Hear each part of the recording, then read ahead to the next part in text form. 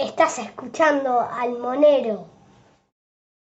Bienvenidos a todos, estamos en un nuevo episodio de El Monero, el episodio de Monero en español. Este es Roten, como siempre, estoy con mi coanfitrión Andrés y hoy tenemos como invitada a Nam Sardar. Pueden introducirse, empecemos por Nam. Hola, ¿qué tal? ¿Qué tal estáis? Todo muy bien, muchas gracias. Adelante Andrés, ¿qué Hola, ¿qué tal? tal? Ya nos conocemos todos. Nos conocemos todos acá, soy Andrés. Vamos a darle. Okay. Sí. Yo soy Nam y encantada de hablar con vosotros y estar en vuestro episodio. Hace poco que me he enterado de vuestro podcast. He conectado y escuchado alguno. Estabais hablando con alguien que estaba haciendo Bitcoin mining. Era muy interesante. Más técnico de lo que... A ver, yo no soy muy técnica, pero yo vengo del mundo financiero, pero sí, he aprendido cosas escuchando a vosotros. Muy interesante. Muchas gracias. Es importante el mundo financiero también. Es la otra mitad de la ecuación acá, en todo esto, en alinear los incentivos y todo eso. Bueno, contanos un poco de vos, Nam, de dónde, o dónde estás ahora, de un poco tu historia. Vale, yo estoy en Omán, en Oriente Medio, y vivo aquí desde hace 10 años y me he criado aquí. Mis padres vinieron aquí en los años 70 de la India, pero yo no soy árabe, o sea, yo no soy de aquí, ¿sabes? Aquí hay una comunidad bastante grande de expatriados, gente extranjera, ¿sabes? Ya, digamos, la mitad de la población es expatriada, o sea, expatriado significa no de aquí. La mitad de la población de Omán países. no nació en Omán. Sí. Ah, mira. No son de aquí, no son omaníes, son de otros países. Hay muchos indios, como yo, y luego hay expatriados Hay muchos indios, hay muchos filipinos, y luego hay y luego hay otras nacionalidades que pueden ser británicos y una presencia americana. La zona en la que vivo hay muchos americanos. Bueno, depende, es que... pero cada vez hay menos porque desde que empezó esta crisis del COVID Sí. se han ido yendo los expatriados de aquí. Ya hemos quedado pocos. Yo creo que de los 4 y poco de millones que es la población de Omán, ya más de la mitad sería locales, ¿no? Ah, o sea, bajó mucho la proporción. Sí. Sí, cosa que yo creo que era más o menos igual, pero porque creo que han ido miles en este último año. ¿Y crees que va a volver cuando, o sea, el momento que el COVID de alguna manera se vaya solucionando, van a volver esa cantidad o que va a quedar así? Dependerá mucho del precio del petróleo. Entonces, si el petróleo sube, está en 68, 9 por ahí estos días. Si lo vemos yendo arriba, que están diciendo que a lo mejor va hacia 70, 80, si es así y si se sostiene a estos niveles, es posible que vengan otra vez los expatriados y empiecen los proyectos a entregarse a, ¿cómo se dice? Los awards, ¿no? Es 70, 60 dólares, ¿cuánto? Por barril. Por barril. Sí. ¿Y cuál sería un precio, como para referencia para quien nos escucha, un precio alto del petróleo? Alto es 100. 100. Sí. Estamos un 40% abajo del precio alto. Los años en que estuvo en 120 o 125 son extintos. No se conocen. Sí. Totalmente. Desde el 2014 el precio se cayó a 40 y aquí hubo una especie de... ¡Wow! No, sí, había... Sí, era una... Hubo un día de la crisis el año pasado en que dropeó a negativo, ¿no? Sí, en marzo estuvo en negativo 37 y la razón por eso fue que no estaban los las empresas que están almacenando el petróleo, muchos están flotando en barcos. O sea, los barcos petroleros son almacenes de petróleo también. Y resultaba que se cayó tanto el precio que compraron mucho y ya no quedaba dónde almacenar. Entonces tenían que... Bueno, fue un día una cosa irregular, muy irregular, que tuvieron que incluso pagar para decir, oye, coge todo este petróleo para que... ¿Me lo puedes guardar un ratito, por favor? Sí, que no Después tengo lo vendo ponerlo, así, que la refinería... Exacto, que la refinería va sacando y aquí no tenemos depósitos porque la refinería saca pues el crude oil, el petróleo, en su forma crudo, sale de la tierra, pasa por la refinería y luego salen productos. Y luego al lado de la refinería tienen que haber depósitos para cada producto por separado. Tú no puedes decir, oye, la querosina se acabó y ahí meto petróleo un día o dos. O sea, no se puede hacer así, ¿no? Tienes que hacer muy específico, o sea, es como muy particular para cada cosa. ¿Y cómo? Es que yo trabajo en el mundo también de oil and gas. Eso, ¿cómo se vivió en Oman el día negativo, el día del petróleo negativo? Bueno, y supongo que al principio todos los primeros días del COVID, ¿no? Que había como una especie de demanda casi cero de petróleo. Estábamos trabajando desde casa, o sea que ya estábamos en casa, confinados y tal, y llegó esta noticia y ya o sea, todo el mundo notaba que sí, que la gente se estaba asustando. No, porque este país depende bastante del precio del petróleo y sí, depende de esto. Entonces, pero bueno, en un par de días se solucionó y volvió a ser bajo, pero no negativo. Y entonces, pero sí, no fue un susto importante. En fin, siguiendo, entonces yo me crié aquí y hasta los 18 estaba viviendo aquí, pero aquí, claro, universidades y estudios más superiores realmente, o en aquella época no habían, entonces las opciones eran irse a la India o irse a Estados Unidos o irse a otro país para seguir los estudios. Y elegimos en que me fuera a Estados Unidos. Tengo familiares ahí y estuve ahí unos 4 años y medio, casi 5 años, haciendo la carrera y ahí me di cuenta de que el español era un idioma bastante importante en el mundo, ¿sabes?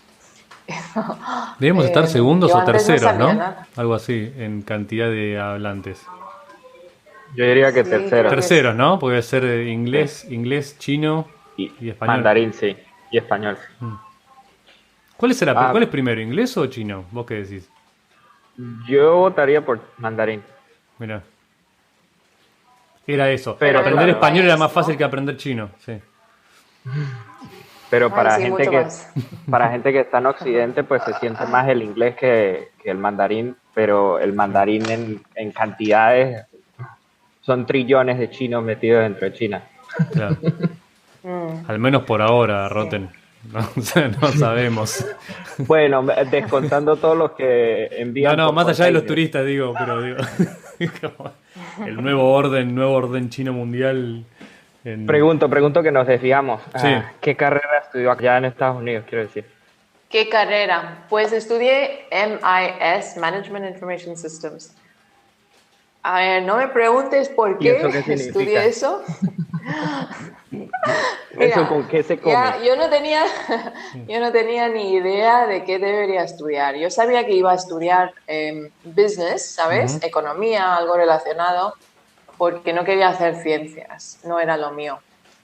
Lo que pasa es que, claro, yo no sabía. Entonces, era la época pre.com, ¿sabes? Entonces, la cosa es que todos los indios estaban estudiando algo que ver con ordenadores.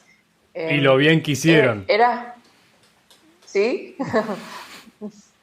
Sí. O sea, era todo ordenadores. Y dije, mira, a mí no se me da muy mal el ordenador, así que voy a estudiar más. O sea, era muy tonto las razones por las que decidí estudiar esto. yo creo que era como la ola, ¿no? Era como... y tampoco creía que a ver, yo no tengo una cabeza muy matemática para estudiar computer science, ¿no? Ciencias muy de programación y todo eso.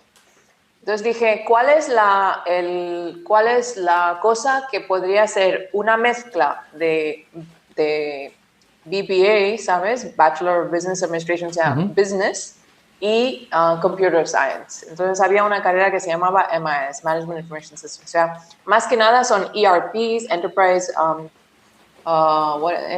Enterprise Relationship Management, no sé. ERP Relaciones systems. empresariales. Administración de relaciones empresariales sería.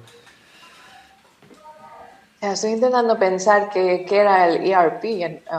Sí, son sistemas de recursos humanos, son de varios departamentos entre la organización. Mira, estamos hablando de días en que las empresas no tenían Oracle, ¿sabes? Claro. No tenían este tipo de bases de datos grandes.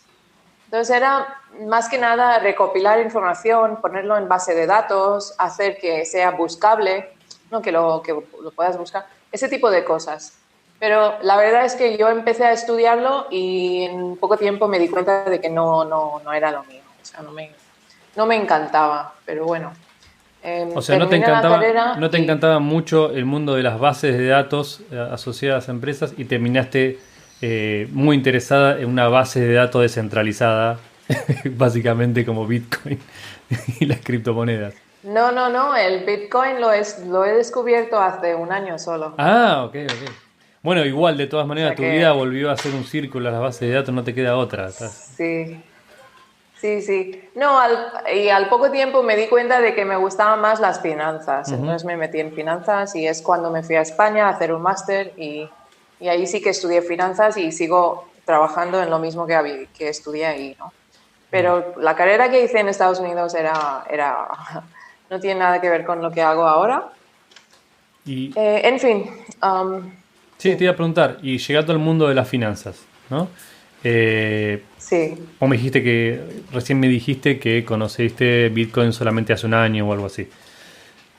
Antes de eso. Hace un año, sí. Antes de eso, tu relación, o sea, o tu opinión o tu crítica al respecto de cómo se maneja el dinero, qué es buen dinero, qué es mal dinero, ¿cómo lo veías antes de conocer Bitcoin? ¿Simplemente mundo fiat y oro? ¿Cómo era eso? Sí, la verdad es que ni siquiera me había parado a pensarlo.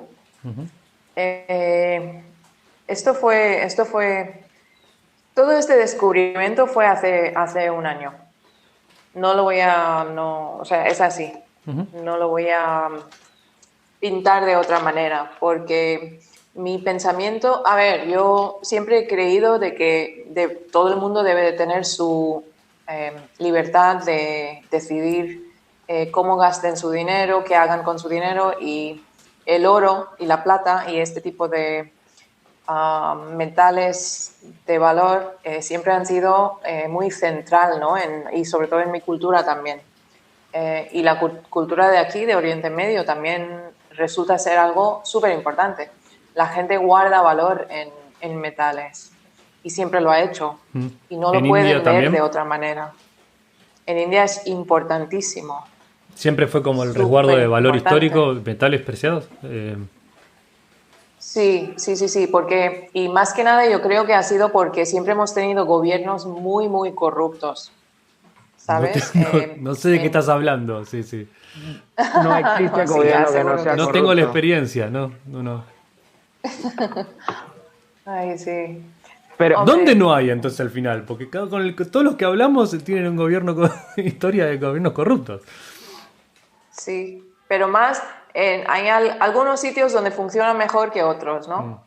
Alemania seguro que hay mucha corrupción, claro, pero no tanto como puede ser en India, supongo.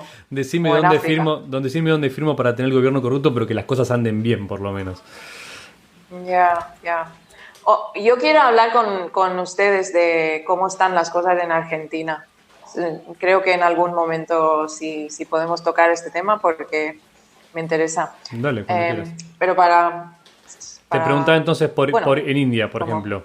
por ejemplo, acá en Argentina, históricamente, si bien hay gente que debe comprar oro y plata y qué sé yo, o sobre todo familiarmente, por ejemplo, con joyas o alhajas que se van heredando, pero acá el resguardo de valor tradicional de toda la vida fue el dólar americano. O sea, acá la gente regularmente, como siempre tenemos una moneda que se deprecia muy rápido, casi te diría históricamente, le van cambiando el nombre, pero es siempre el mismo problema. Acá la gente está muy habituada a casi ser una economía bimonetaria, o sea, los valores de cosas importantes están en dólares y la gente en el mercado negro compra, en el mercado negro y en el mercado blanco cuando se puede, a veces no se puede por regulaciones, pero en el mercado negro compra continuamente, aunque sea de a 2, 3, 10 o 100 dólares y ahorra eso. En India eso es prácticamente nulo, o sea, no hay mucho mercado de monedas extranjeras como resguardo de valor, siempre es metal. Sí, a ver, en India, a ver, yo no he vivido mucho en India, pero por lo que me suena, yo creo que la gente compra dólares, por ejemplo. Sí, puede tener algo de dólares, ¿no? Ahí guardado en el armario, ¿sabes? Pero más que nada es oro. Sí. El oro es algo regular, es mensual. O sea, cobras y te vas a la joyería y te compras algo a tu mujer, Aunque pero no es para así. tu mujer. Sí. Sí. Un arito de oro, Compras así, algo. miniatura. ¿Y tiene usted conocimiento histórico, fundamento de por qué pasa esto? Aparte de que sea inflacionario, de que sea un resguardo de valor, pero más adentro de lo que pasó en India muchos años atrás, ¿por qué sucede? Es que como sabemos, el oro tiene miles de años de historia y en India es una cultura muy, muy, muy vieja. Tenemos la independencia desde hace el año 47 y justo después de la independencia tenemos una tras otra gobiernos súper corruptos. Entonces, claro, y más atrás que eso, tenemos los británicos que estaban 200 años básicamente robando al país. Llevaban barcos llenos de joyas y de piedras de valor, ¿sabes? Precious stones and metals. Robaron todo el país, lo dejaron un desastre total. Para hacerse idea de la cantidad que se llevó a Inglaterra, antes de que llegaran los ingleses a India, India componía el 25% del Producto Bruto Anual Mundial. Imagínate, 25% del todo la riqueza del mundo. Un cuarto de lo que hacía el mundo era indio. Sí. ¿En qué época estamos hablando? Y estamos hablando de los años 1947 que se fueron después de 200 años, o sea que 1700 principios, ¿sabes? 1700 principios. Estamos hablando de que India componía 25% del Producto Bruto Anual Mundial. Llegaron los ingleses y en 200 años hubo tal cantidad de, o sea, digamos yo diría robo, porque fue robo, fue desastre, todo fue desastre, y India Inglaterra componía como, no sé, 2% o 3% del Producto Bruto Mundial en aquella época, pero se hizo al revés. India se quedó después en 2% así, e Inglaterra al final empezó a contribuir 18% del Producto Bruto Sí. Mundial. Sí, mundial. Y es flipante. Entonces, ¿qué es lo que se llevó? Pues mira, fue una buena estrategia, no el lo podés diamante culpar. más grande. Sí, le salió bastante bien. Fue una buena estrategia desde el punto de vista inglés. Sí. Hombre, los ingleses eran reyes había el dicho, ¿no? Que the sun never sets on the British Empire, right? Claro. O sea, decían desde el este al oeste, hasta América lo tenían todo, ¿no? Y nunca había un amanecer, no. Sí, un atardecer. Un atardecer en el Imperio. Pero bueno, volviendo a los metales, que siempre han sido de muchísimo de valor, pero se llevó toneladas y toneladas de metales de la India. Pero aún así, el indio tiene en su sangre metido de que este papel, lo que vemos, el fiat, no es un buen store of value. Uh-huh. Resguardo de valor. ¿Cómo se diría esto? Resguardo de valor, no es muy bueno. No. Pierde valor muy rápido. Sí. Entonces no se fía. Incluso alguien de la calle, alguien trabajando pues como conductor, en el taxi, lo que sea, también lo sabe. Entonces todo el mundo cuando puede, va y lo convierte en metales. Es algo bastante común. Eso es algo que hablamos un par de veces acá con Rod en el podcast, de que las personas que venimos de países con monedas muy, muy malas, básicamente, ya para la adopción de cripto tenemos una ventaja, que es que casi diría, históricamente, familiarmente, de toda nuestra vida, estamos tranquilos. O sea, ya tenemos el concepto de que la moneda de uso corriente no es un buen resguardo de valor. Entonces, me parece que las personas que vienen de Latinoamérica en general, o de incluso de otros países, como me estás contando, India, o lo que sea, ya es un paso menos que tenemos que dar para entender que, por ejemplo, Bitcoin y Monero son un buen resguardo. Sí. Me estabas hablando del oro y eso como resguardo de valor. Vos, en tu experiencia financiera, yo te había preguntado si ya estabas de alguna manera teniendo una visión crítica al respecto de las características del dinero fiat antes de haber conocido Bitcoin, y después eso te llevó también a considerar el oro, o ya venías, ya eras medio como un goldbug de ese momento de andar hablando de eso, y después llegaste a cripto. No, yo nunca he sido un gold bug, pero sí que he entendido siempre de que los resguardos de valor son importantes. Pero realmente esto de... Mira, aunque esté en el mundo financiero, yo no tenía la idea de inflación, de dónde viene la inflación. No lo tenía bien entendido. Lo he entendido el año pasado. O sea, si te lo puedes creer. Estoy estudiando para un examen financiero, se llama CFA, estoy en el tercero, y todavía no te enseñan exactamente de dónde viene la inflación. ¿Por qué tenemos inflación? ¿Por qué? O sea, tú te puedes creer la cosa tan importante, lo más importante, lo que está diluyendo en el poder adquisitivo de cada ser humano, pues no te lo enseñan. Pues qué casualidad. O sea, he llegado...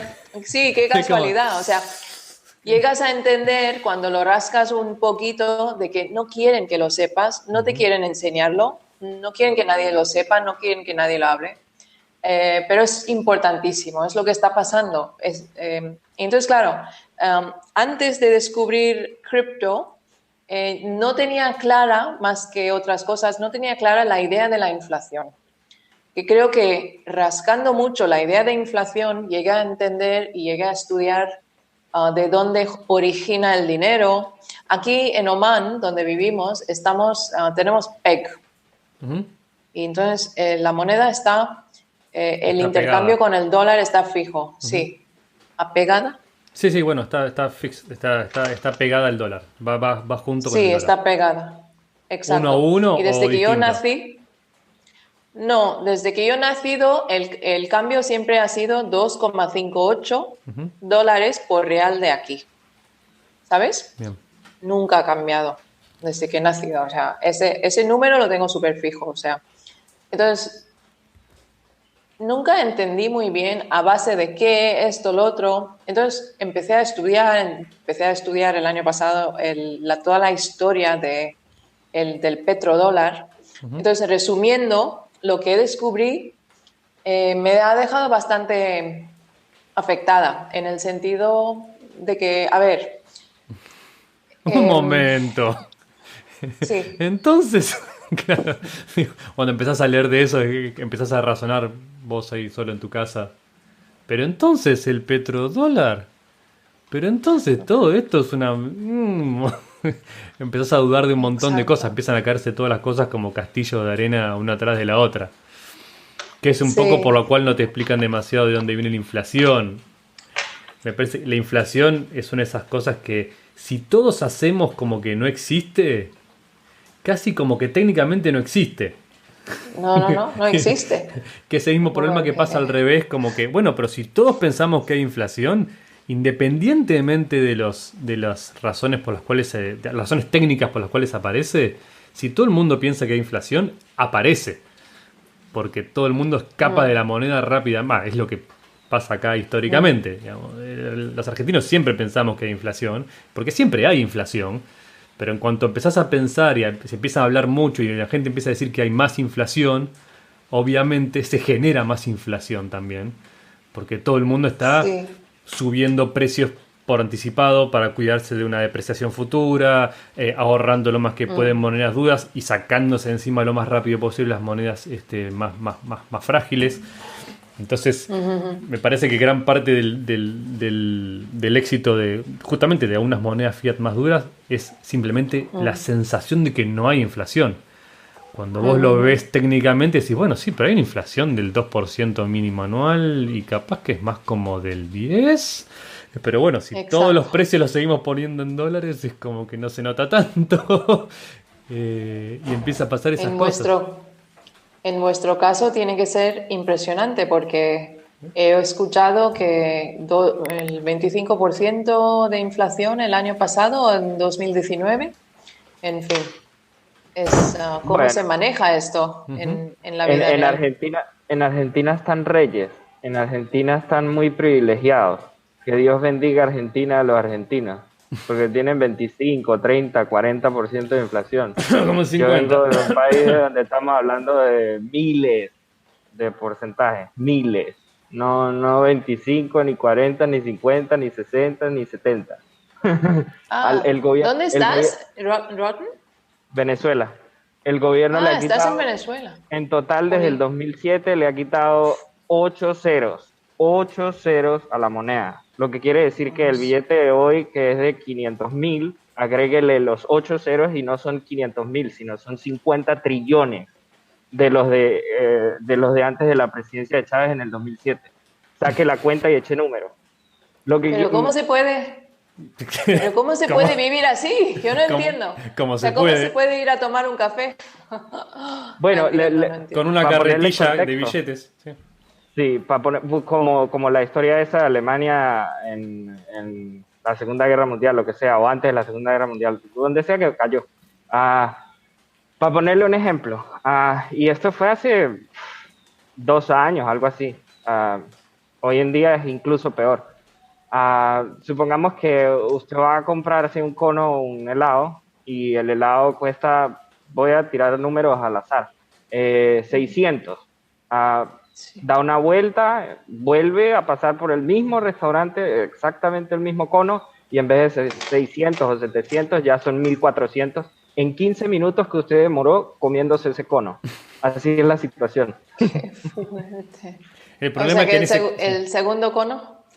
No, te iba a decir que el segundo el primer caso... cono 600. El problema es que el segundo cono se te ya derrite el helado. 1.300, 1.400. Entonces usted entra en una cadena de desesperación y ansiedad demasiado fuerte porque apenas recibe el dinero lo quiere gastar. No quiere deshacerse de esa plata como sea. Sí. Sacúdase esa basura.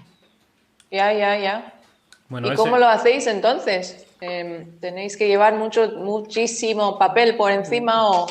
No, el efectivo no existe. El efectivo se ha hecho tan cómico, tan jovial, que prácticamente han hecho adornos con el efectivo en la frontera. De eso hay fotos muy populares. Hacen bolsos, pulseras, lo que sea, con los billetes. Porque el efectivo no vale nada. ¿Quién va a querer acarrear tanto efectivo, así como dice Andrés, una carretilla así como en los años pasados, en décadas pasadas? No vale la pena. Todo es electrónico en la medida de lo posible si es que hay electricidad, porque también los servicios públicos son totalmente disfuncionales porque el gobierno los financia y los subsidia por completo. Entonces, como el gobierno tiene la mano, el poder en todos los vertientes y es totalmente negligente y, digamos, es un sistema esclavizante, no quiero vertirme mucho entre politiquería, pero nos tiene sometidos constantemente y como ellos controlan los servicios públicos y se lo han lanzado todo al carajo, y entonces hay veces que ni siquiera hay luz. Quiero pagar y no puedo, no, el punto de venta no funciona, o quiero pagar, el restaurante no tiene luz, o quiero comer, no tienen agua, entonces ¿cómo cocinan? O quiero comer, no tienen gas, y si funciona la cocina eléctrica entonces y no hay luz, entonces tampoco hay cocina eléctrica. Es un desastre. Vale, estaba preguntando, Rotten, que si en Venezuela estáis usando criptomonedas para hacer compraventas. Sí y no. Sí, sí se puede usar, sí hay uso, pero el crecimiento es lento. No es tan masivo como la gente trata de pintarlo. Por ejemplo, hay criptomonedas como Dash o Nano que han invertido demasiado en mercadeo, que han puesto sus vallas en las autopistas, en las carreteras, para decir, ay, sí, Dash se está usando o Nano se está usando, y para implementar puntos de venta en los restaurantes y en los mercaderes. Pero a fin de cuentas simplemente es como una fachada. En realidad lo que ellos están haciendo es que crean unos encuentros aleatorios y dan, ¿qué le digo yo? $1 o $2 a cada uno, que claro, como tenemos una situación de pobreza tan crítica, como hay tanta ansiedad con cómo funciona el dinero, cualquier persona que reciba, así sea $1, incluso en otros países sería una migaja. ¿Qué hago yo con $1 en cualquier lado? Pero para venezolanos pues es demasiada ayuda, pues. Y lo atraen a la gente, le dan esa propinita, por decirlo así, y hacen su mercadeo, pero más allá de eso, la gente se gasta esa propina y no lo busca más, porque se gastó lo que le dieron, el caramelo que le dieron y se acabó. Claro, no tiene adopción orgánica, decís vos. Correcto, no es una adopción orgánica y no es por interés, digamos, ideológico o por necesidad como tal, sino más bien por esa propinita. Claro, también existen los filosóficos, los idealistas que llegan por la anarquía, por hacerle contra el Estado, y empiezan a acumular sus criptomonedas, pero el uso orgánico es minoritario, es lo que quiero decir, y tiene mucha bulla y se le hace mucha bulla, pero en sitio pues es escaso. Y también, dependiendo de la criptomoneda, pues no se fomenta el gasto, como si se fomenta con Monero, por decirlo así. Digamos, los bitcoiners lo que quieren es seguir acumulando, guardar y nunca gastarlo porque respetan ese valor de que es un supply, una cantidad limitada de monedas, mientras que Monero, pues como se fomenta el gasto, pues sería más de uso diario. Sería bueno fomentar el uso diario, pero es escaso, es muy lento. Es como todas las criptomonedas en cualquier parte del mundo. Hay que seguir dando la lucha, llevando la voz y ver cómo resuelve la situación. Pero entonces están transaccionando en Venezuela con dólares, más que nada. Sí, lo que comentaba Andrés, mayoritariamente en países como Venezuela y Argentina y Colombia, imagino que en algunos otros sitios de Latinoamérica, como Ecuador por lo menos, que tiene kiwi, como Ecuador que maneja el dólar, se manejan con esas monedas fiat. En Venezuela particularmente se está manejando mucho el peso colombiano, porque es muy cercano, el dólar de siempre, de toda la vida, y últimamente el euro también. Por supuesto, otra vez, opinión polémica o poco sabida, uno de los motivos por los que se maneja tanto el euro y el dólar es porque hay muchos rumores de que el gobierno y digamos, actores beligerantes, actores maliciosos, por decirlo así, están lavando demasiado dinero en Venezuela. Y entonces hay muchos cuentos, incluso hay una novela de ficción que se llama Las aventuras de Juan Planchard, que habla de este percance, de esta lucha.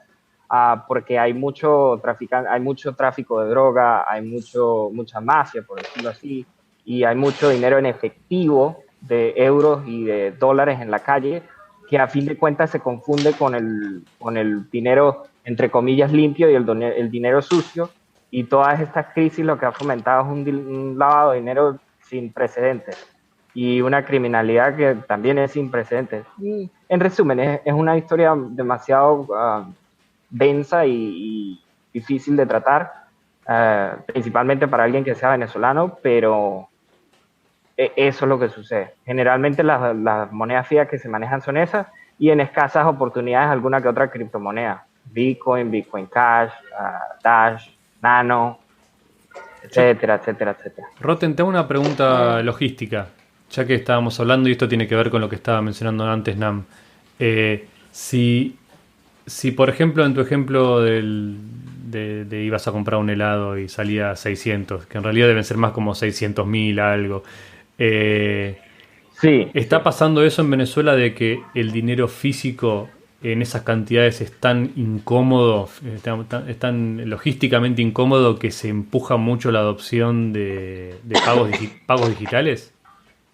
Claro, claro, y hay un rollo demasiado complicado que no es difícil de digerir, que es que una de las razones por las que no hay efectivo en el país es que los cambistas, la gente que se dedica a cambiar, cruza la frontera y cambia el efectivo en Colombia, en Venezuela, y por alguna, hay como un gap, como un margen de ganancia entre cambiar efectivo y recibir la moneda colombiana o la moneda brasileña o la moneda cualquiera que ellos reciben. Uh-huh.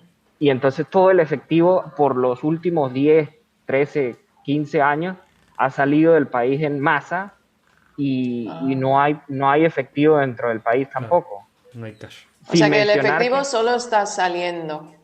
Sí. Sin mencionar otra vez que el gobierno cada vez que puede cambia el cono monetario y mete papeles que tengan menos ceros o más ceros. Es un desastre. Económicamente es un desastre el país. Bueno, en lo que se relaciona con esto, a lo que yo iba con lo que te estaba preguntando es si vos, ya sea por motivos, por ejemplo, Suecia también tiene una adopción masiva de pagos digitales, ¿no? Es como casi que el cash no existe en la calle, por motivos muy distintos a los venezolanos. Pero digamos, si en Venezuela también, digamos, en el otro extremo de la seguridad financiera, también tenés un gran empuje hacia los pagos digitales, que son absolutamente transparentes para el gobierno, vamos a decirlo de esta manera. Por ejemplo, Nam, vos que venís del mundo financiero, ¿cómo ves eso en la aparición de una moneda como Monero que te resguarda de alguna manera de esa exposición? No sé si lo he entendido. Digo que en un capaz que lo dije medio complicado, digamos, en una realidad en la cual te están empujando de alguna u otra manera a dejar de usar efectivo cash, digamos, en mano, en billete, ¿sí? Empezás a hacer todos los pagos digitales. Vos arrancaste primero por Bitcoin, después llegaste a Monero, ¿no? A conocer Monero y eso. Digamos, ¿lo ves como una de las razones por las cuales unas monedas como Monero pueden ser más adoptadas? ¿O te parece que no va a ser relevante? Que, por ejemplo, que estés tan forzado a usar dinero digital estatal, por así decirlo. A ver, ok. Yo creo que están intentando a que usemos el fiat de manera digital todo lo posible. En Europa, en España, yo tengo vínculos con España porque la familia de mi marido es de ahí y volvemos cada año y tal. Y he visto en la noticia que han dicho que antes las transacciones de efectivo se limitaban a 3.000 euros, pero ahora las tiendas ya no pueden coger efectivo por compras de más de 1.000 euros. O sea, de 3.000 han bajado el límite a 1.000. O sea que transaccionar en efectivo se está ¿sabes? Por cualquier excusa. Ahora tienen la excusa del virus y tal. Yo creo que claro, la también, idea me había olvidado es también el COVID, sí, el COVID para reducir el uso de efectivo, sí. Sí, aquí donde vivo se ha reducido muchísimo, o sea, no te mira nadie raro si quieres pagar un café con tarjeta o lo que sea, o sea, todo, lo pagas todo digital, ¿no?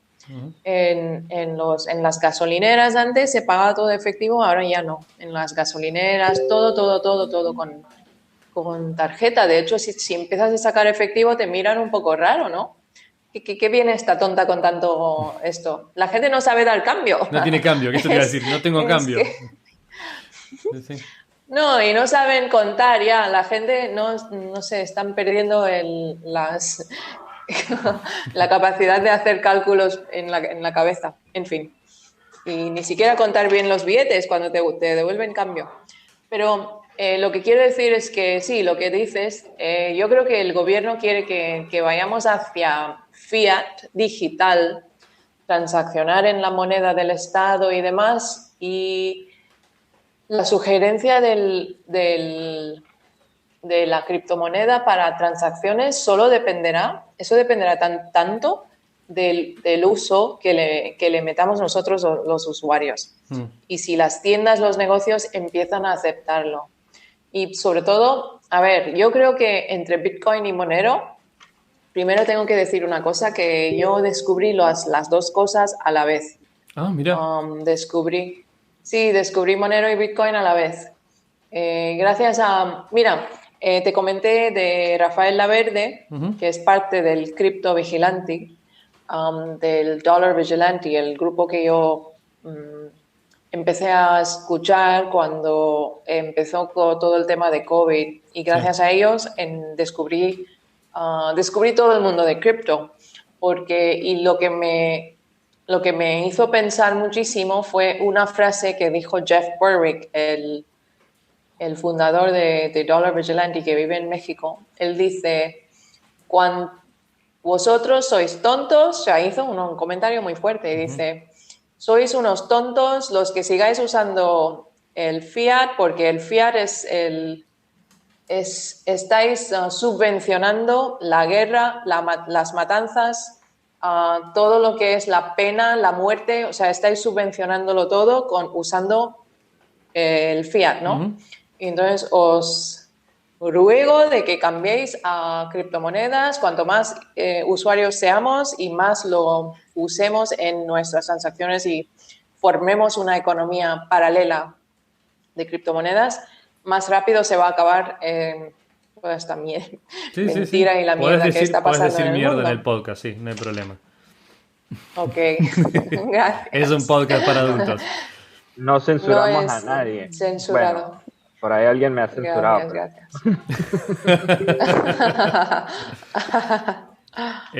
Pues ahí se me abrieron los ojos. Y dije, ok, en las criptomonedas es algo serio. O sea, yo pensaba que era una tontería. O sea, no sé. Tenía una idea muy negativa porque estaba solo escuchando los medios, ¿sabes? Mainstream. Mainstream siempre habla mal de todo esto. O sea, que si no escuchas realmente lo que es... Y creo que gracias a eso lo perdí muchos años. Perdí muchos años del nacimiento de las criptomonedas y solo lo he descubierto hace un año. Pero bueno, mejor tarde que nunca. Yo diría, claro. Y ahí estoy. Pero yo creo que la idea de los gobiernos es que vayamos a fiat digital, y la idea de cómo fomentar la criptoeconomía es usarlo como todo lo que podamos, ¿no? Entre nosotros. Y creo que a lo que va el mundo es que va a ser al final todo digital. Los bancos centrales van a sacar sus monedas, tendrán sus tipos fijos entre ellos y acabará siendo un sistema muy interconectado, digital, digamos, por defecto. Claro. Pero por otro lado, creo que el hombre debería tener la libertad de decir, mira, yo resguardo valor o en criptomonedas o en oro, plata o en mi tierra o, ¿sabes? O lo que sea, pero que yo decido dónde llevo mi dinero, con qué cambio mi fiat, por lo que trabajo todo el día, ¿no? Sí, tenés como los dos ángulos, ¿no? En eso que estás diciendo. Por un lado, el tema de la libertad individual, ¿no? La libertad de poder elegir con qué. Sí. Y también asociado con eso la privacidad, ¿no? Porque de alguna manera si vos... A veces tenemos esa discusión con Bitcoin, que ya es como un sistema 400 veces mejor que el fiat, pero como de que, bueno, si vos realmente no puedes proteger tu identidad o tu privacidad de ciertas transacciones, ¿cuánta libertad tenés si el castigo por hacerlo, o sea, está bien, pueden no censurarte, pero si el castigo es más grande que, que lo que querés hacer, de alguna manera te autocensurás, o sea, te censurás vos mismo. Sí. Entonces eso también como un peligro. Pero estoy de acuerdo con vos en que van a intentar hacer eso. A mí me parece interesante, te decía dos ángulos. Uno de que el uso, si nosotros como personas empezamos a usar criptomonedas, digamos, en la economía informal, ¿no? Sobre todo al comienzo, y simplemente por adopción empezamos a empujar a los sistemas cada vez más oficiales a adoptar criptomonedas, eventualmente, por lo menos yo lo veo así, una batalla ganada ya sería obligarlos a de vuelta a una especie de gold standard, digamos, ¿no? Porque, por esto que decías vos de las guerras y de la violencia, eso, de alguna manera estás no impidiendo, pero limitando la capacidad de los gobiernos de, bueno, simplemente si tienen un esfuerzo de guerra, bueno, imprimamos billetes, financiémoslo así y que a la fuerza, todos mis ciudadanos, todas las personas que usen mi moneda van a tener que pagar un impuesto inflacionario para subvencionar mis iniciativas bélicas. Digamos que si eventualmente en un futuro todas las personas usamos criptomonedas, que ya sea Monero, Bitcoin, la que sea, tienen su emisión muy limitada y fuera de su control, esas acciones se reducen un montón. O por lo menos si vas a hacer una guerra vas a tener con qué pagarlo. Y si probablemente como las guerras son carísimas, lo que va a terminar pasando es que tus propios ciudadanos se van a volver mucho más críticos hacia tu uso del dinero que tengas, aun si puedas pagarlas, aun si puedas pagar una guerra, van a decir, bueno, pero no quiero que uses todo ese dinero para pagar una guerra, prefiero que lo uses para mejorar mi estándar de vida dentro del territorio. Entonces, eso para mí ya sería una batalla ganada importantísima. Y después ¿Pero tú crees que volverán al estándar de oro, el gold standard? Porque hacer esto sería darle un tiro a sí mismo al gobierno. No vuelve. Yo no creo que vuelva. Pero sí creo que... A ver, soy un creyente quizás demasiado optimista en el poder que tiene la masa para mover cosas, aun cuando a una minoría muy poderosa no le conviene. Por ejemplo, pasó un poco ya con Internet, y después es una batalla que hay que dar diariamente, ¿no? Pero pasó un poco con Internet, que vos tenías como monopolios muy fuertes mediáticos, por ejemplo. Vamos a tomar solamente un aspecto, ¿no? Pero también pasa con finanzas. Los monopolios de las cadenas mediáticas de producción. Entonces tenés Disney, Fox es Disney ahora, pero digamos, tenés 4 o 5 en Estados Unidos, por ejemplo, o 4 o 5 estudios, siempre tenés las 5 tales, las 5 grandes de contabilidad, las 5 grandes petroleras, siempre son como un oligopolio pequeño. Exacto. Vino Internet y de golpe es como, wow, la red de los nerds y la libertad total, cada uno va a comunicarse por su cuenta, no vamos a pagar más $4 por segundo de llamada de larga distancia con calidad malísima, se liberó, todo el mundo puede hablar. Bueno, estamos grabando este programa entre Omán, Argentina y un lugar desconocido de Rotten en el mundo. Maravilloso. Bueno, todavía las grandes empresas no se murieron, digamos, ¿no? Y lo que hacen es tratar de, ¿quieren tener Internet? Toda la gente empuja por Internet. Bueno, vamos a tratar de dominar Internet. Entonces empiezan a ver los grandes conglomerados de manejar las redes sociales, de manejar el acceso a Internet. Entonces, a lo que voy es que al principio parece como que fuera totalmente disruptivo, ¿no? Está la sensación de que, bueno, se acaba todo lo viejo porque viene todo lo nuevo, y después todo lo viejo, que tiene un poder generalmente económico gigante, pero también de contactos y de infraestructura, trata de cooptar todo esto nuevo de la manera más efectiva posible, que es lo que creo que pasa un poco ahora con cripto, ¿no? que tenés como, bueno, tenés adopción de solamente unos pocos geeks al comienzo que entienden de qué va la cosa, o extremistas o lo que sea, que ahora son millonarios en, en la vida real, los que adoptaron Bitcoin en el 2009, 2010, 2011, ponele, y muy poca gente interesada. Después empieza a funcionar y hay un momento que la gente normal, digamos como nosotros, empieza a entender de qué va, te enteras por alguna cosa que viste en una revista, en un internet, en algún lado, empezás a adoptar, funciona, te gusta el tema. Cuando empezó a ser como realmente muy efectivo, tenés grandes fondos de inversión y empresas grandes diciendo, bueno, yo agarro, entro, puedo convertir mis 40 trillones de dólares de golpe en 50.000 bitcoins, y te parece como, no era la idea, no era... Yo por eso soy muy escéptico de cuando la gente empieza a festejar que un fondo grande de inversión compró un montón de monedas. Porque digo, no recreemos el viejo escenario. Pero a lo que voy, que soy optimista, que es, bueno, eventualmente se va rediluyendo de vuelta esa concentración, creo yo. ¿Por qué? Porque justamente porque no se puede emitir a mansalva, a voluntad.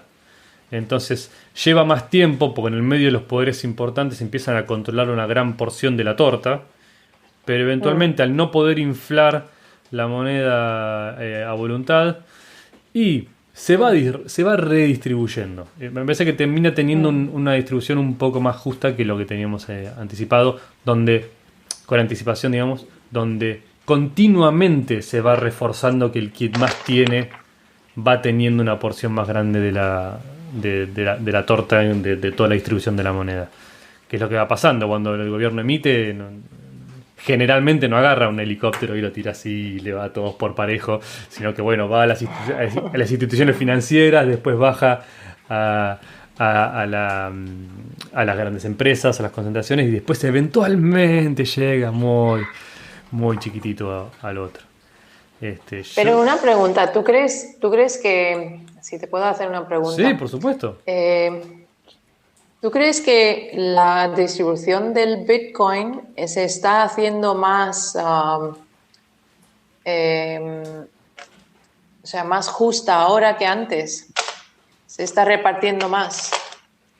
¿Tú lo crees? Mira. ¿O tú crees que los fondos están...? Porque a estos precios la persona normal, yo creo que no puede adquirirlo ya. Entonces yo creo que lo que estamos viendo es una absorción total de las empresas, de parte del mundo financiero que está entrando. Digamos, estamos en el punto donde empiezan a entrar, ¿no? El mundo crítico. Lo encuentran atractivo por el hecho de que están imprimiendo dólares sin fin. Y no quiero imaginar lo que puede pasar en países que dependen tanto del dólar como algo muy fijo y algo muy como que lo toman por hecho de que, vale, esta moneda no infla, pues ahora vamos a empezar a ver inflación en el dólar. Entonces se van a dar la una gente sorpresa. Exacto, o sea, el doble inflación, si lo tenéis en una moneda local, luego lo tenéis también en dólar, o sea, quién sabe, o sea, lo que está pasando es una locura. Entonces las empresas, más que nada, preocupadas por toda la cantidad de efectivo que tienen en los balances y para no perder poder adquisitivo, porque el día de mañana, si quieren financiar proyectos, esto, lo otro, todo les va a costar más, porque el dinero está diluyendo. Entonces, para guardar valor en algo que tiene escasez, como el Bitcoin, que tiene solo su número de 21 millones, pues les da gente que tiene mucho efectivo en el balance en la empresa, pues les da pues una tranquilidad, ¿no? Una paz mental de que, vale, por fin mi dinero no se está diluyendo, no se va ahí en el río de todo el dinero que están imprimiendo y que pierde valor cada día y demás. Y lo mismo ocurre con las personas, pero yo creo que la persona en la calle ya no puede adquirir muy fácilmente. Yo creo que la adopción ya viene por empresas y por grandes grupos así empresariales. Mi opinión, o sea, no tengo la bola de cristal, no sé qué es lo que va a pasar en el futuro, ni creo saberlo. Pero me parece que lo que vamos a ver en el próximo tiempo es una puja muy fuerte de adopción por un lado y de lucha de esa repartición, digamos, de qué tan parejo es. Porque, por ejemplo, y esto todo asumiendo que tenemos como que las personas somos todos fallidas en nuestro entendimiento usual y tenemos un montón de bias que no nos ayudan, ¿no? Pero, ¿a qué voy?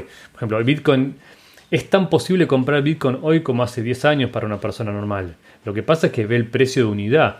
Entonces vos ves el precio de un Bitcoin y decís, no, a $57.000 es imposible, no puedo comprar nada.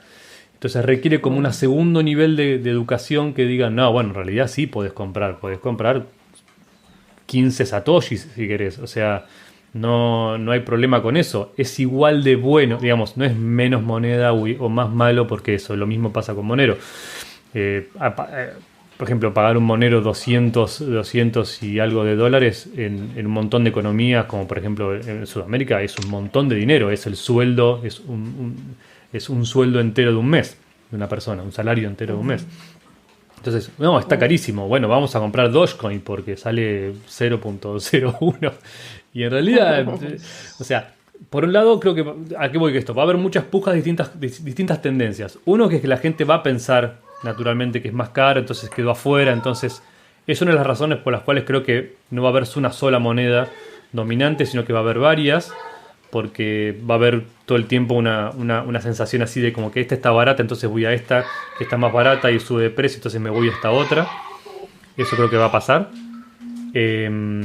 Y con respecto a lo que me preguntabas de si pienso que es más justa o no ahora la distribución de Bitcoin, la verdad no lo sé, porque es cierto que me parece que va a pasar una especie como de campana, ¿no? En esa inecualidad. Que estábamos que si lo ves expresado en Bitcoins, las personas que entraron muy tempranamente tienen una proporción muy grande quizás, de miles de Bitcoins quizás. Sí. Que no tiene nada que ver con su participación en la economía, digamos. Es como que vas a tener nuevos ricos con mucho adquisitivo, un montón de gente con poco, y ahora estos fondos que entran a absorber una gran parte de esas cosas. Pero esa gran parte que absorben, al mismo tiempo, es de gente que está vendiendo Bitcoins que tenía. Y esa gente que está vendiendo ahora Bitcoins quizás a $60.000, vamos a simplificar, son gente que no es gente rica que tenía Bitcoins que compró a 100. Entonces, esta gente de golpe tiene un poder adquisitivo mucho mayor que el que tenía acá.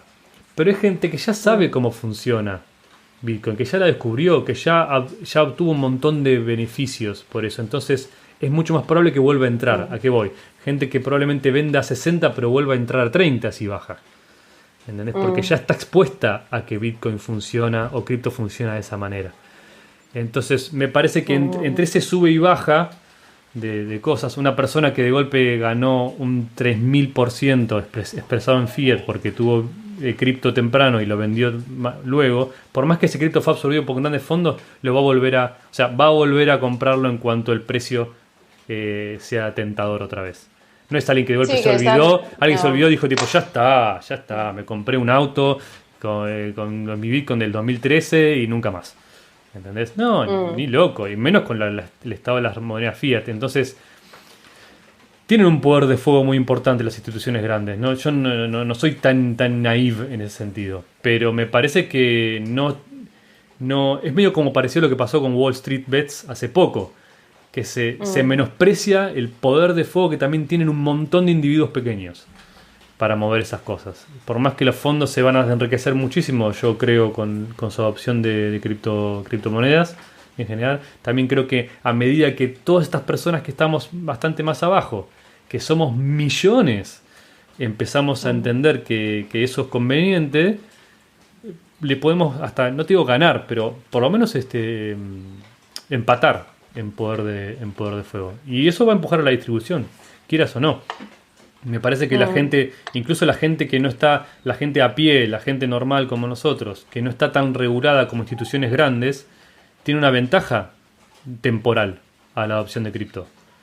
Es mucho más rápido y cómodo para vos quizás vender $100 por Monero que para un fondo de inversión regulado en Estados Unidos. De golpe cumplir con todos los pasos necesarios para decir, bueno, voy a pasar un 5% de mi cartera a Monero. No puede, o no puede inmediatamente, tiene que hacer un montón de trabajo. Entonces ahí es donde creo que de golpe la gente pequeña tiene una ventaja estratégica. Monero, su adopción así como un bien financiero como Bitcoin, no sé si lo veo. Y volviendo a Bitcoin, había leído hace poco que la distribución es muy concentrada, o sea que no está muy distribuido. Entonces los que compraron en los primeros años tienen mucha cantidad. De hecho, algo como que el 2% de los wallets controlan el 95% del Bitcoin total. Esto salió en Bloomberg. Esto fue a fecha de noviembre de 2020. O sea, imagínate, 2% de los wallets controlando el 95% del Bitcoin. Y están hablando de que solo hay como un 4, no sé qué porcentaje, ahora lo tengo que mirar, que está circulando entre los exchanges y demás, que determina el precio del intercambio. Yo por mi parte creo que el Bitcoin está inflado. De todas maneras, lo veo súper positivo de que haya tanto ruido de alguna manera y que todos los medios de comunicación estén hablando de Bitcoin, porque la gente se está atrayendo hacia el cripto en general. Claro. Y yo soy una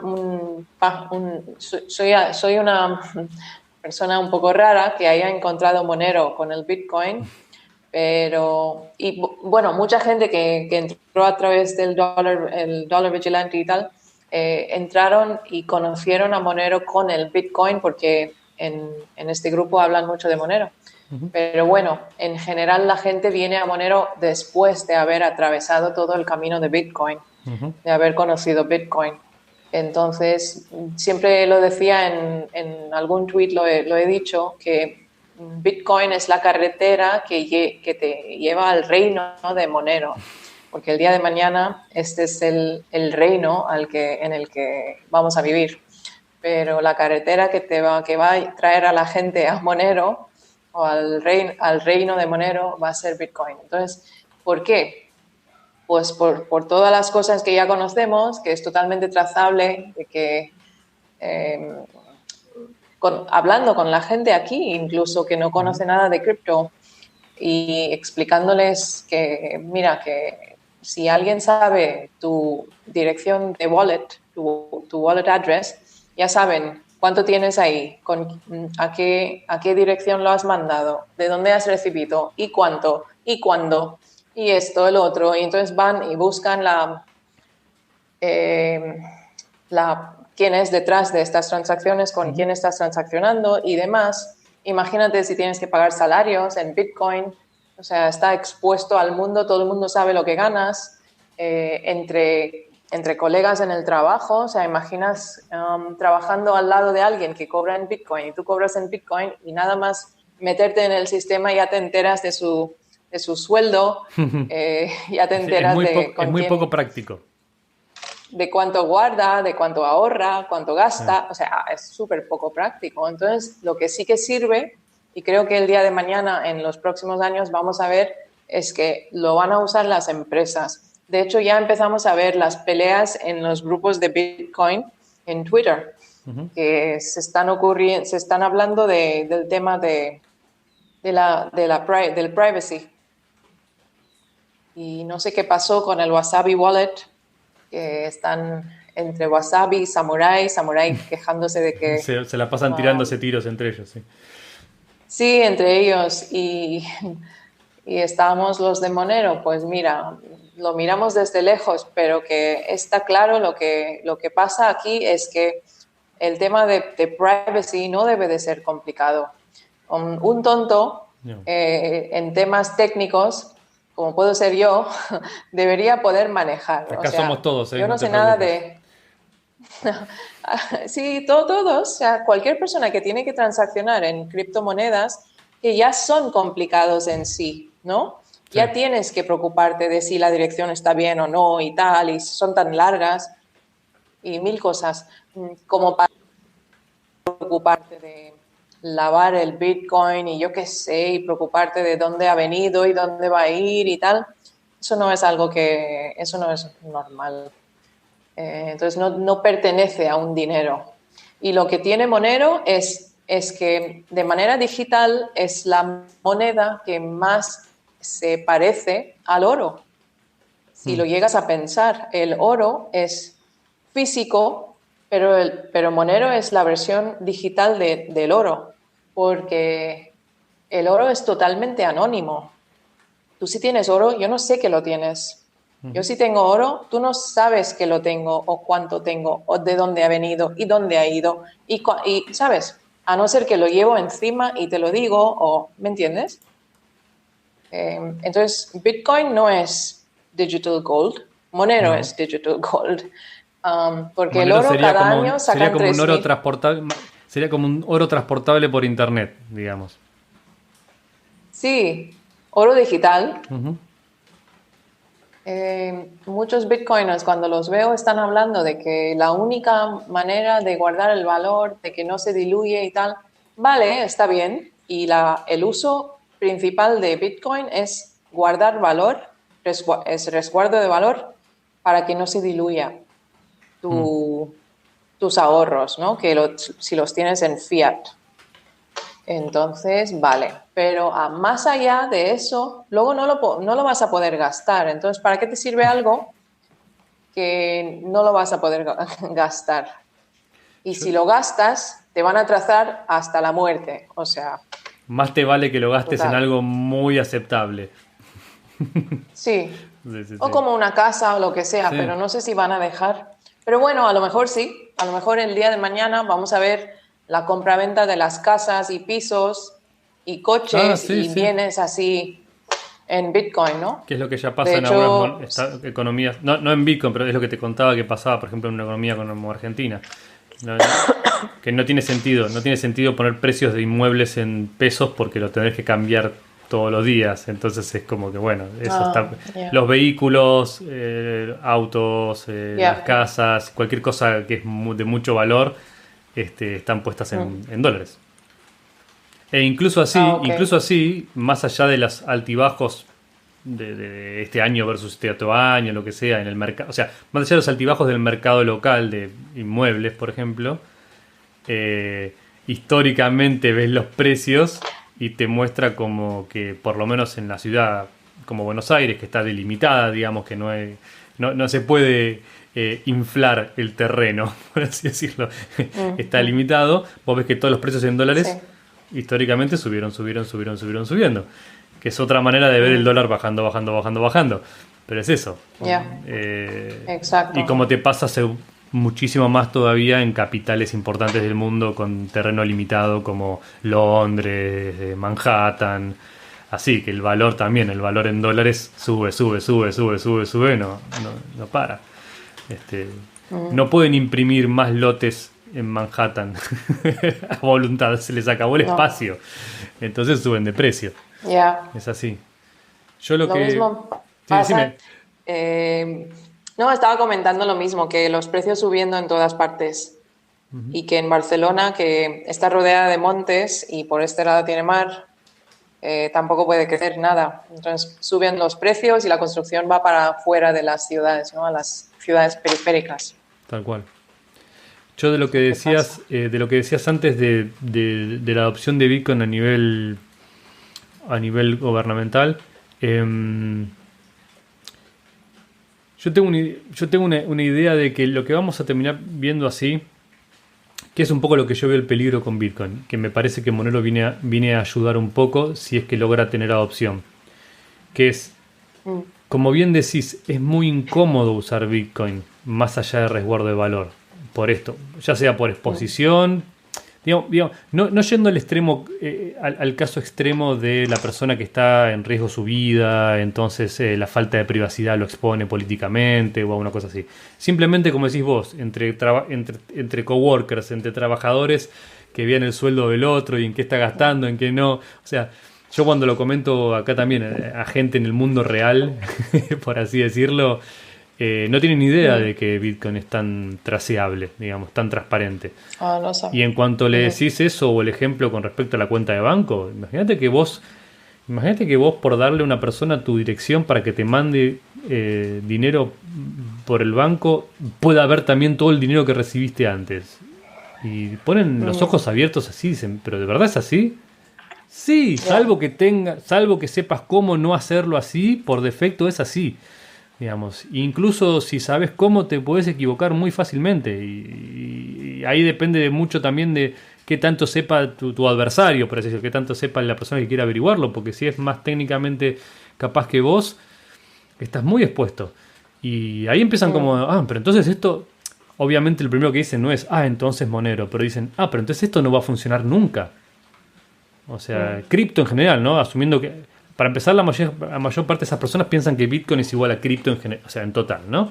Pero entonces esto no va a funcionar nunca si es tan transparente. Entonces vos le tenés que decir, bueno, sí, hay otras alternativas. Y lo que yo veo como una tendencia que es medio preocupante en eso, es que esa transparencia, digamos, me parece que si la cosa se queda como está, la carrera de Monero tiene mucho futuro, porque vos decís, es tan obviamente contraproducente la transparencia que Monero va a ser muy adoptado. Pero lo que yo veo como un peligro es que entonces se empiece a tener la discusión de la privacidad y lo que empieza a pasar es que la gente empiece a dejar sus bitcoins en servicios centralizados que le prometan privacidad. ¿Entendés? Que básicamente reemplacen fiat por bitcoin porque tiene mejor precio, porque tus ahorros están más resguardados y terminemos todos usando Coinbase, Kraken, Binance, lo que sea, para poner todos nuestros criptos ahí y que después Binance nos prometa que nuestras transacciones son privadas porque Binance nunca va a decir quién sos detrás de ese... por supuesto ellos lo saben, ¿no?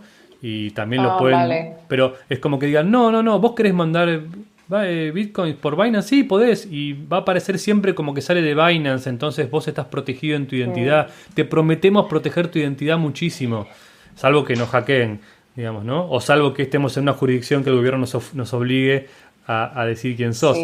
Entonces como que la gente por comodidad y porque también entonces no tenés que preocuparte por la seguridad de tus propias seeds, de tus propias keys, entonces también, bueno, sí, yo entiendo que no es lo más puro, pero bueno, sí, la verdad que tengo mis criptos las tengo en un exchange centralizado o en un servicio centralizado. Entonces como que esa batalla se vaya perdiendo por comodidad, que la privacidad pase a un segundo plano, entonces también porque, bueno, depende de los Facebooks del mundo, digamos, que nadie se entera, y que incluso empiezan a incentivar que, bueno, pero ¿sabes qué? Si yo te tengo que cobrar el fee de la red, o sea, tengo que cobrarte la comisión de la red, porque si vos querés ponerle bitcoins o querés mandar moneros dentro de Binance, bueno, si lo mandás a una billetera, a una wallet que no es de Binance, tenés que pagar como $5 de fee. Pero si lo mandás a otro usuario de Binance, es gratis. Porque básicamente lo único que hacen es cambiar el dueño en su ledger. Entonces la gente diga, no, bueno, conviene que todos usemos Binance, ¿no? Entonces al final terminás teniendo como 2 o 3 proveedores que tienen casi todos los fondos de todo el mundo y ya no importa si es Bitcoin, Monero, cuál, porque mientras resguarde valor te va a dar lo mismo y tenemos una visión todavía más distópica, o sea, quizás menos inflacionaria, pero totalmente distópica de lo que estábamos haciendo hoy en día. Me parece que es la misma pelea que estamos dando hoy en día con la mensajería, por ejemplo. Vos ya tenés a la gente que dice, no, WhatsApp no, me quiero pasar a Signal y después ves que al final, bueno, la adopción es mejor, pero menor, y que no importa más, es como que la comodidad gana todo. Entonces, al final, si usar cripto es más cómodo, yo creo que Monero en ese caso tiene muchas cosas a favor. Por ejemplo, las fees bajas, los bloques dinámicos, hay cosas más allá de la privacidad que la hacen potencialmente más cómoda si tiene adopción, pero como que si no, la gente va a querer tener toda la parte linda del valor que se preserva y va a delegar todo el resto en un tercero. No importa quién sea ese tercero. Después lo discutimos, pero es como que no, ya está, menos problema. Yo creo que eso sería muy triste, muy triste, muy triste. Eso sería horrible. Sería lo peor, porque estamos yendo de justo estamos yendo hacia la autosoberanidad, la libertad personal financiera y volver a los exchanges como para donde guardar nuestro cripto sería, no, yo creo que sería un paso muy grande para atrás. Entonces yo creo que entre la opción de gastar Bitcoin de manera anónima o gastar Monero, yo creo que la gente vendrá a Monero. Es la opción lógica. Yo creo que Monero es una opción lógica para Bitcoiners y los que están personalmente comprando, vendiendo Bitcoin y quieren tenerlo de manera personal. Porque además de que las empresas no les importa que el Bitcoin en su balance, en sus estados financieros se vea por todo el mundo, porque es algo que ya publican en las... hasta es conveniente. Hasta les es conveniente porque la auditoría es más fácil, todo es más fácil. Pero para las personas privadas, personas independientes y tus ahorros personales, que pueden ser tuyos, míos, no conviene. Entonces es un asset que va a ir más hacia adopción comercial y desde mi punto de vista va a ser más un asset financiero. Y la gente así que quiere pues en algún momento gastar su Bitcoin o pasarlo a alguien o se da cuenta de repente de que es totalmente transparente, pues ya lentamente vendrán al Monero. Ya se van Creo a dar que cuenta. no. Sí. Se tienen que dar cuenta porque la otra opción, lo que has comentado antes, es volver a dar poder a otro tercero, una especie de banco. Y va en contra de la idea de cripto. Volvemos a Entonces, recrear el mismo sistema otra vez. Exacto. Y creo que las autoridades les gustaría eso. Porque las autoridades les gustan los sistemas centralizados y les gustaría que los exchanges físicamente guarden los Bitcoin de la gente y tal. Pero esto va a la idea de cripto. Y última pregunta es... ¿Cómo ves el futuro de Monero, más allá del presente? ¿Vos crees que, o qué cosas te parece que son las más importantes que necesitan cambiar o solucionar, o las que te parecen que lo van a ayudar? Yo lo que creo es que Monero tiene un futuro muy, muy fuerte, muy positivo. Es una moneda creciente y por pura lógica, la gente que querrá transaccionar lo que hemos comentado, las personas independientes, las personas privadas que quieran transaccionar, tú piensa que entraste en Bitcoin en el año 2012 o 13 y llevas años guardando Bitcoin y ya tienes 100 Bitcoin o 200 o 500 o 1000, pues algún día todo este dinero que tiene acumulada la gente, los Bitcoiners, no todo ese dinero es para los hijos y para los nietos. ¿Me entiendes? Porque todo el mundo, sí, estamos ahorrando para los nietos. O sea, vale, seguro que querráis mucho a los nietos que van a venir algún día, pero que algún día te apetecerá gastar algo de tu riqueza para darte algún capricho o para vivir bien, no sé, para adquirir bienes materiales. Pues en ese momento o gastas el Bitcoin o yo que creo que la mayoría de las transacciones ya están ocurriendo en Monero. Entonces, tienes la posibilidad de, si quieres, de mantener tu privacidad y gastar tu Bitcoin. Yo creo que la única opción que van a tener va a ser Monero. Entonces, creo que el futuro es muy bonito. Y en el mundo que estás vos regularmente, en el mundo de las finanzas y también un poco, bueno, también estabas me dijiste en el petróleo y eso. Pero ¿ves algún tipo, cómo ves la adopción de Monero en ese nicho, en ese ámbito? ¿Más complicada que en la de la gente normal o más interesante por el tema de la privacidad, capaz que de fortunas más importantes? En mi mundo, actualmente aquí donde vivo, en estos países, mucha gente no conoce cripto. O sea que suelo ser una muy extraña que sabe algo de cripto y que está un poco metida en este mundo, que comento y que me entero de las cosas y que me intereso mucho. Es una aquí no realidad. hay. Perdón. Es una realidad después de tantos años y de tanta conferencia y tanta alaraca, que igualito seguimos siendo muy nicho. El número de personas a las que le gusta sigue siendo muy reducido o muy nerd o, como estamos hablando hace un rato, o gente que realmente necesita las criptomonedas porque la situación económica donde viven no es la mejor. Pero el resto, Sí, hay mucha gente que no lo necesita. La gente en Suecia, en Noruega, cualquiera de estos países nórdicos, en países europeos aún, en países americanos, algunas muy contadas excepciones en Latinoamérica, no lo necesitan tampoco, no lo ocupan. mm, Pero viste como hablamos un montón de veces, sí, Roten, ¿cómo es esto? ¿Cómo es? De a poquito, primero de a poquito y de golpe todo de golpe. Claro, mm, Las curvas de adopción son claro. así, como 1, 3, 4, 5, 7, 28 el mismo día, pa. Y bueno, veremos si pasa algo de eso. exacto. Bueno, Nam, muchas gracias por estar en este episodio del Monero. Gracias por acercarte a nosotros. Un placer haberte tenido acá. Muy interesante tu Es perspectiva. un placer para mí también. Gracias por invitarme. Y Habrá Y una encantada de próxima, está conoceros. bienvenida cuando pueda o cuando quiera. Tenemos Muchas tiempo gracias. y podemos coordinar otra vez. El placer ha sido igualmente de este lado y esperamos vernos pronto. Como siempre, la invitación está a todos a unirse a nuestro grupo en Telegram en español, de Monero en español, y a suscribirse. Tenemos un canal nuevo en YouTube y estamos en el Anchor, que amplifica todos los episodios a cualquier plataforma de podcast de su preferencia. Muchas gracias. Feliz día. Muchas gracias, chicos. Que tengáis gracias. buen día. Chao, hasta luego, Nam. Hasta luego.